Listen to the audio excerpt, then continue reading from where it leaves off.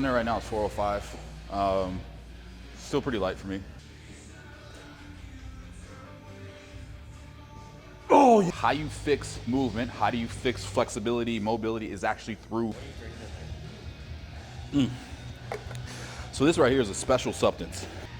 It's been sacred for millennia. Oh, it's rolling. We are rolling. What's up, guys? Welcome back to the channel. Today is one of my personal favorite days. We're gonna do an intense leg day mixed with some athletic performance and functional training. So first, we're gonna start off with some low bar squats, work up to some heavy sets, and then superset it with some kettlebell swings. I'm gonna give you guys some tips every single step of the way, depending upon where you're at in your training. It doesn't matter, beginning, intermediate, or an advanced guy, some things that you'll be able to tangibly take away and apply to your training today to see better results for fat loss and muscle gain and strength. So let's get into it.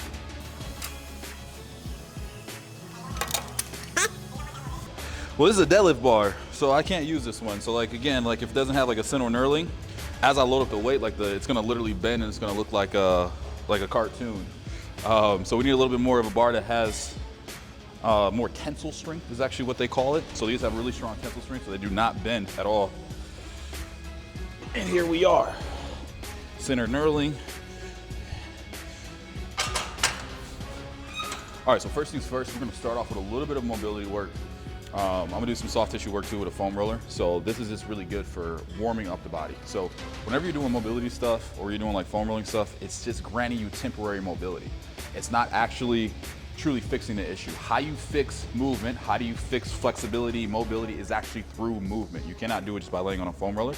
It just grants you temporary, it's renting it so that you actually can work on it and perform the movement safely.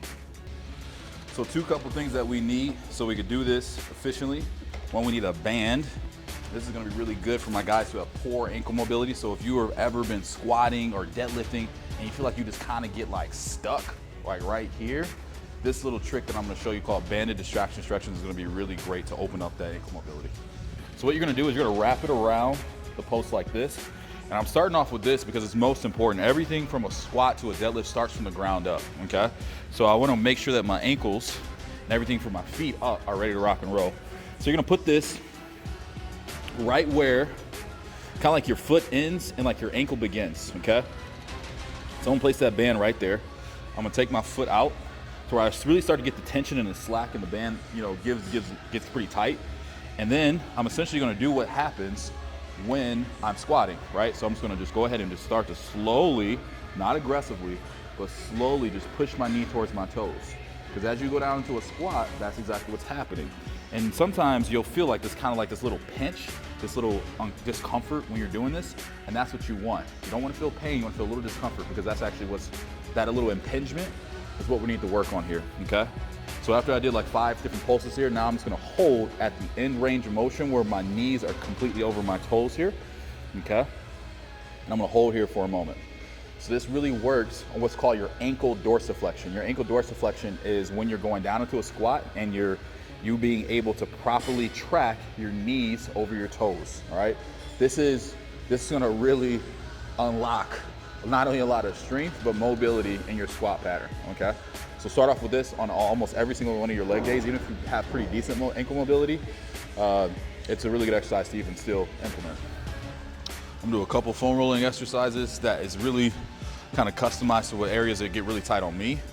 Now, I would suggest that everybody really get their glutes and their hips warmed up. Whenever you're doing like a power movement like this, whenever you're gonna do a squat or you're gonna do a deadlift, because that is the main thing that moves the weight and protects your lower back, okay? So when we start to really get into it, we're gonna hit what's called like your piriformis. You know, it's gonna feel a little uncomfortable, okay? But what you're gonna do is cross your leg like this. You're gonna move that leg up a little bit. Now that leg that actually is crossed is what's actually, that glute is gonna be on the actual foam roller. You start to roll out what's called your glute median and your piriformis. When you're doing this is gonna unlock temporarily, remember you're renting mobility, a lot of your hips, okay? So this is just as important as the workout itself. These couple of things that I'm doing here, I make sure to do every single session because this is kind of like, it's like the warm up before like a game. You know, in a basketball game or golf, and you just went out there and you immediately started playing. For one, you're gonna increase the risk of injury, and two, you're probably not gonna be as sharp as you potentially could. Rather, if you did the things necessary to prep your body. So this is like the prep work. I have my belt, which I'm gonna talk to you about the importance of this. And if you actually need to use it, if you're new to training, I would not suggest it. And I'll tell you why in a second. I have my wraps. This is more important when I get to the heavy stuff. It's really uncomfortable when I have 500-600 pounds holding back here if I don't have something to keep my wrist straight. And I have my knee sleeves. So these are sleeves, not wraps. So essentially what this does is just keep the joint warm, your knees, and it provides it a little bit of additional support. It's not gonna help you with weight, but it's just making sure that the knee joint is actually warm, and at the bottom it's helping to relieve a little bit of tension when you're at the bottom of the squat. So these 3 things here, this will be more for my advanced lifters. For my beginners, I suggest you not wear a belt. The reason being is you want to train your mind to use your abdominals as your actual belt by creating that inner abdominal pressure. Which you'll see when I get to like the sets where I actually want to utilize a belt, you'll see me always pushing my stomach into the belt to create a brace. That is what the belt is actually used for, is to help you to externally cue to say, breathe into the belt and then brace the abdominals. But you need to learn how to do that first without actually, just relying on a belt, because then you start using it incorrectly. We're gonna superset this with some swings. Now this is not for my beginners. Guys who are beginners and intermediate, do these exercises separately. You don't want to superset what's called a knee dominant movement with a hip dominant movement, especially something that's more what's called ballistic, more explosive in nature. So it's really good for my athletes, whether you're a golfer, a baseball player, fighters. These type of movements here will really help the connectivity between your hips and being explosive with your entire upper body, okay? So a lot of rotational power will be able to build throughout this too as well. So I'm gonna superset that, but I'll get a warm-up set in after I start to add on some plates. And I'm gonna give you guys some like check down exercises in case like you are not ready to squat yet. So that's really important. So for my guys out there that can't squat, maybe it feels uncomfortable, maybe you don't have the range of motion to actually get back there yet because you don't wanna force that range of motion with your arms.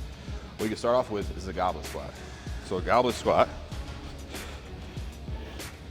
we're holding the kettlebell here, all right? And we're in this position. This is a really good way to learn the movement pattern first of a squat, which is gonna come from your hips breaking first, and it's more front loaded, and it's gonna be more knee dominant, so it's gonna work your quads before you actually get behind a barbell. And if you have a lot of issues still after you do the ankle mobility exercise, I want you to take like little plates like this. And you're just gonna put those underneath your heels like that. Just your heels, not your entire foot, just your heels. What this is gonna do is help you take out the ankles a little bit more and make that movement a little bit more fluid and smooth, okay?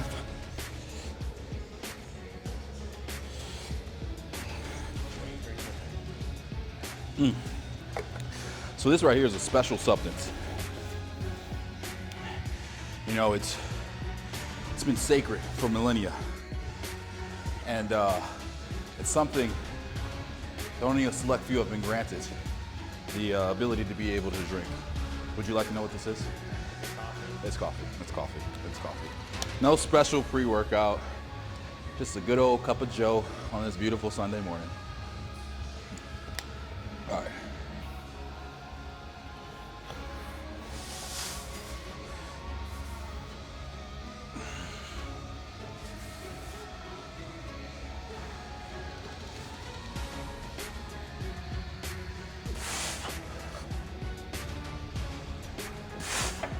Excellent. So if you're newer, I would suggest doing a little bit more repetitions in your warm-up, as I talked about before on the previous Deadlift Like a Badass video, okay? Because you want to train that pattern. As you go from intermediate to advanced, you know when you got it. So like 2-3 repetitions on to the next set because you don't want to waste your energy. But if you're new, definitely want to maybe hit like 6 to 8.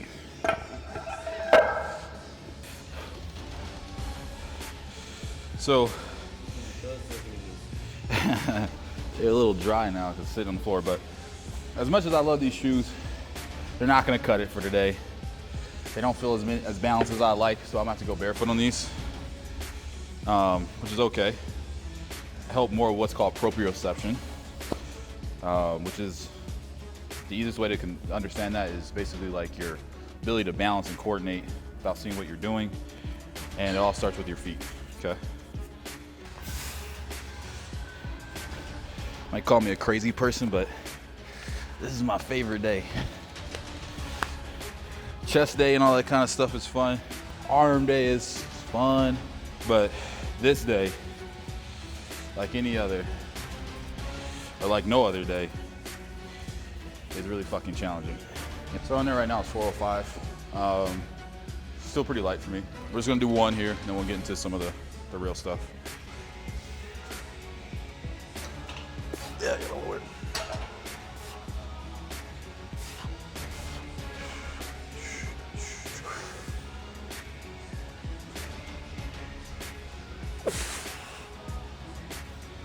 When I was unracking this, it clipped here when I was coming off.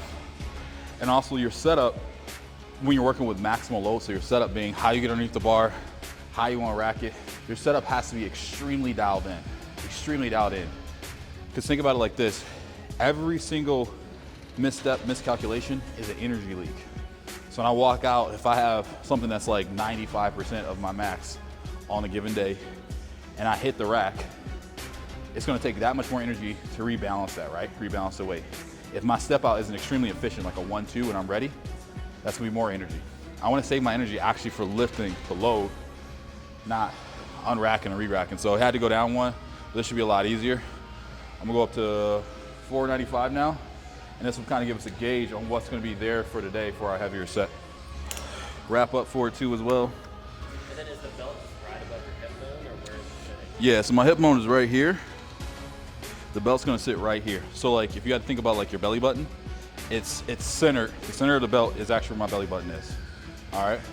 If you watch some of my previous warm-up sets, I was taking a deep breath when I unracked it, right?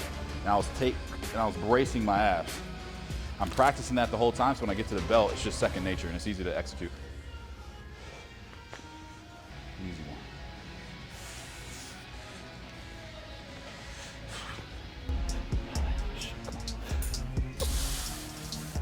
Yep.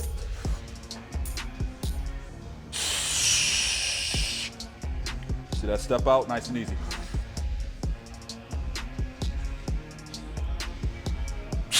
Yeah. All right, cool. Much better step out. It's like a 1-2, right? Up, weights out. Not taking a long step because we're gonna lose our balance. And when you have a lot of weight on there for yourself, that's too much pressure on that front forward knee.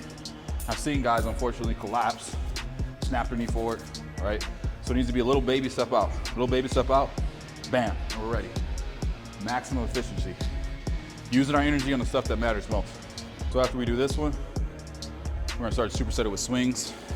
So this we call what's our top set today. So I love always being strong, so I always have a degree of kind of like power training in my training, so trying to maintain a certain degree of strength. Then we're gonna get into the more athletic performance-based stuff. So this is for all my guys that still wanna maintain like a degree of functionality, be good athletes still, golfers. Kettlebell swings should be a staple in your training. Also, the movement you'll see is like something maybe you and your lady do. So well, I'll let your guys' imagination run wild with that. Yep. Oh yeah.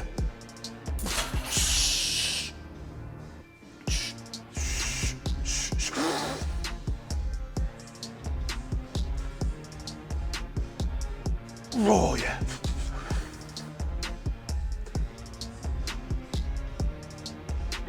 Yep.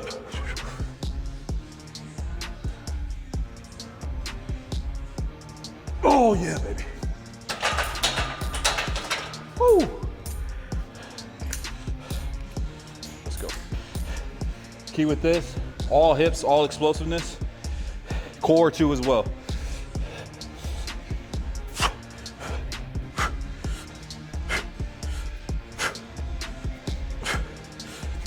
So we dropped it down, went to 500 pounds now. Top set was 585 for 3. Now we're gonna do a little bit more repetitions with this. Still keeping the kettlebell swings at 12 reps. See that little thing? Clue you in on something, because I just realized I'm doing something that I should tell you guys about. So when I actually lock in the belt, I always take a deep breath. I push out.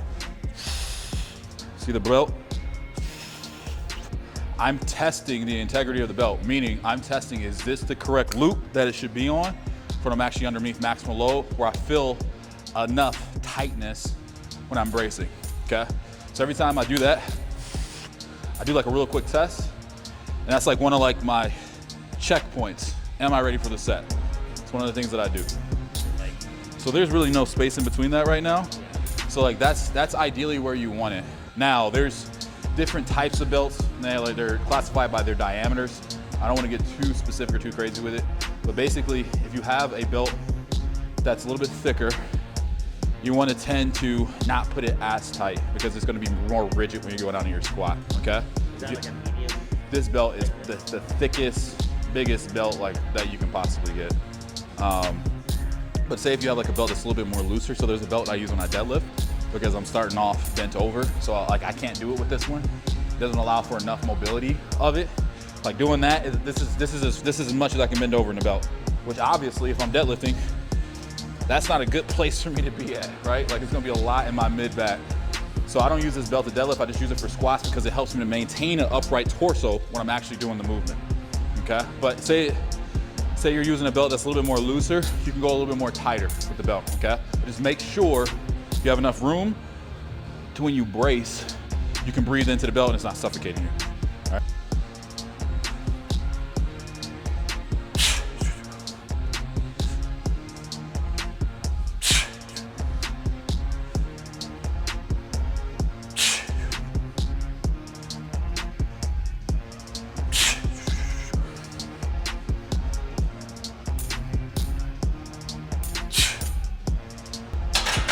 Woo. Right into it.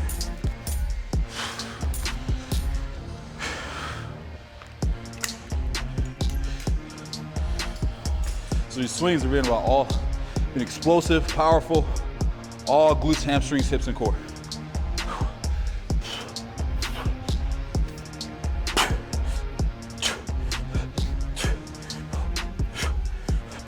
You can see there's no shoulders involved in that. My shoulders are just guides. Everything is coming from this. And I'm gonna tell you guys this, I can't overstate it. The stronger your glutes are, the stronger your core is, the less lower back problems you're gonna have. So this is how you tie it all together, but it's more advanced. When you can get to doing these, it's a fantastic exercise. All right, cool. So now we're getting to our accessory movements. So like I was saying, because the squat was bilateral, so using both legs, now we're gonna go to a unilateral movement. So we're gonna do a rear foot elevated split squat. So legs gonna be back here, going down one leg at a time. And then we're gonna superset that with a Pallof press. So we need to set that up. So you want this to be about where your rib cage is at.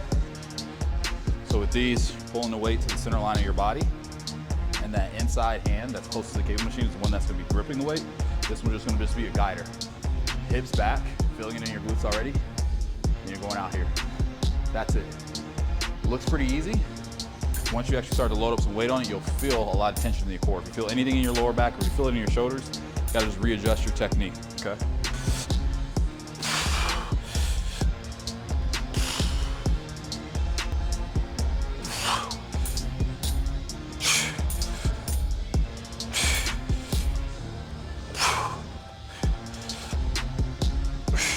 So you gotta train both sides on this.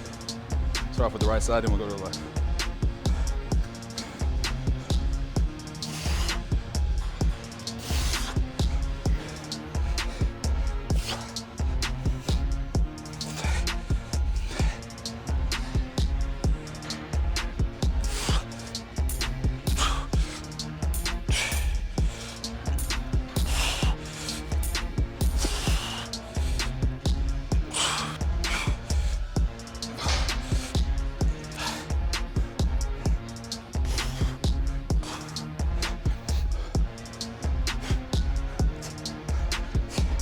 Still trying to gather my breath. I did 15 on each side on the last one, as opposed to 12. I was like playing mind games with myself. I was like, if you don't get 15, you're a little bitch. There's no rhyme or reason to it. It's just like to challenge myself. Now we got our last exercise, hip thrust, because glutes are life. The stronger your glutes are, the healthier is your lower back. The more athletic typically you'll be too as well. The glutes creates power throughout your entire body. The glutes are your biggest muscle in your entire body. So we're gonna start off, we're gonna end off with that.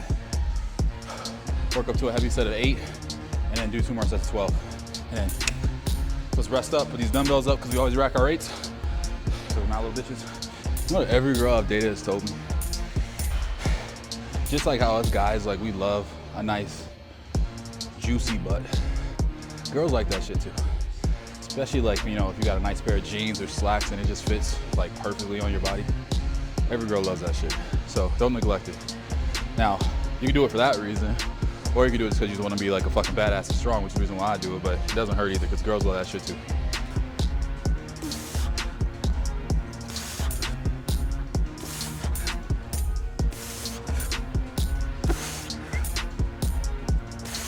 Whew. Oh, buddy. So first set was kind of a working set. I did 8 with 2 plates. That is 8 with 3 plates. So I'm gonna do this last one for the 12 with the 3 plates. This will be our last set. So this one will probably be around muscular failure because that was fucking hard. And now this one's really gonna push. So this ties everything together for this day. So when you guys are doing this day or variations based upon like the check downs I gave you, if you're not ready for certain movements yet, maybe you want to start off with just regular glute bridges if you're a beginner or intermediate. Just having that glute work after you did all the other stuff, the kettlebell swings, the squats, the rear levitt, split squats, all the core stuff, that's gonna be challenging enough. And then next, work to like one of those fixed bars, get like a pad, and then put that on your waist, do glute bridges like that. And then work your way up to like a hip thrust. If you don't have this at your gym, you can do it with a regular barbell and get like a step stool, put your back on it, and then do it like that. But work your way up to these movements based upon where you're kind of experienced at in the gym.